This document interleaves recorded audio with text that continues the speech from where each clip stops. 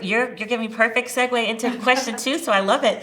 Let me set the stage for folks. We could talk a little bit more about the Portland Street response, but thank you so much for setting that stage. So in 2020, Portlanders voted overwhelmingly to institute the Portland Street response, an alternative emergency response call for vulnerable Portlanders experiencing crisis.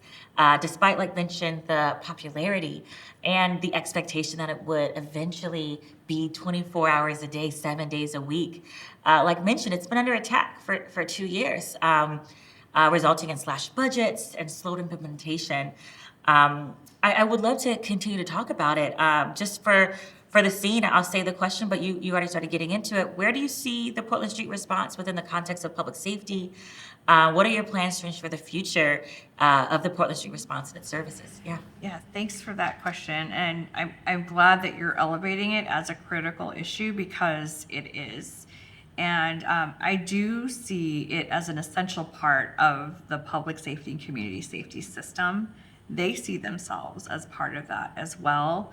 And I do believe that today, where we're at today, it was very different than, a few years ago or even last year, but I do see that there is more alignment and there is a vision for ensuring its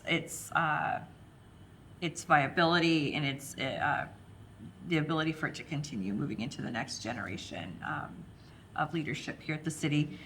I do support, like I mentioned before, I really was in support and advocated very strongly with the mayor to make that move of where it would go. So currently it has moved from under one commissioner in that public safety portfolio into the community safety office, which is a shared office under commissioner and the mayor currently.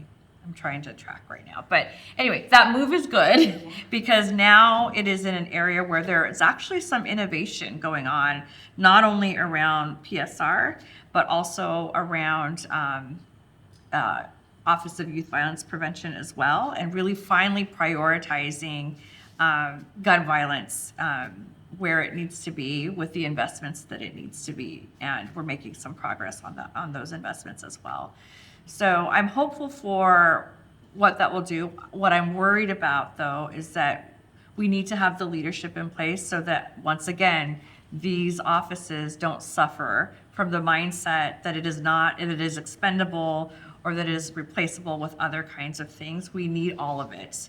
And this is a really critical part. And we're seeing it. We have 30% reduction in gun violence since those investments were made. So my hope is that we have a council that continues to balance that, and I would really strongly encourage the community to tell your new city council what's important. Yeah. Thank you so much for that. For those just joining us who are listening and watching, thank you so much for being here. We're talking about Reimagine Public Safety and diving in a little bit into the Portland Street response, and really excited to hear about this vision that you just laid out. And particularly, there's been some chatter around making sure that this budget is protected.